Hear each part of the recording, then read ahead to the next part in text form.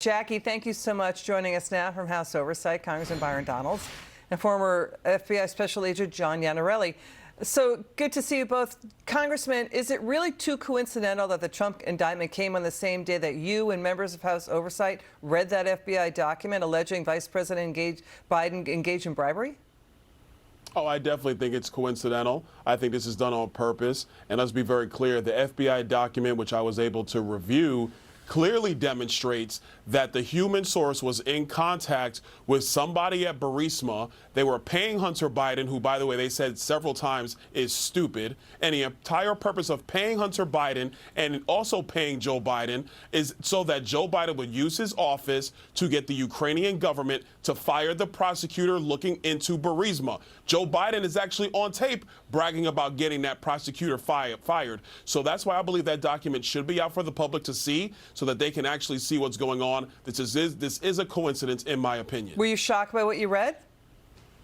I was very shocked, but I was not surprised. But because when you put that in context with the other information we've been unveiling during our investigation on the Oversight Committee, what it continues to demonstrate is a web of corruption surrounding Joe Biden that his son Hunter and his brother Jim are definitely involved with. Okay, so to you, John, the new development is that the FBI's highly credible source detailed multiple meetings and conversation this person had with this top Burisma executive over the course of several years, starting in 2015. So the FBI has known about this for at least 8 years, John. And, you know, there was also this report that Hunter Biden advised Burisma to buy a U.S.-based oil and gas company, and that the Burisma executive felt that they had to pay the Bidens to keep them sort of on, you know, as in their side of the aisle, because they basically were using it as a reference. It appeared to reference a kind of retainer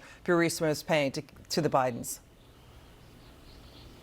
You're right, Liz. It does not look good. However, let's remember, this is source information that hasn't been vetted. While the source is credible, is the person the source is getting the information from equally credible? All that has to be looked at before any further action is going to be taken, and it should be looked at. So what do you think of what John just said, Congressman? Because, you know, the other issue, too, is that they buried the cash flow through so many different bank accounts and shell companies that the informant or the Burisma executive, I think the Burisma executive is reportedly saying it would take at least 10 years to figure out what the Biden family did in burying the cash flows from overseas. Look, I think the point John makes is a very good point, but it's also a very damning point for the FBI and in respects for the Department of Justice.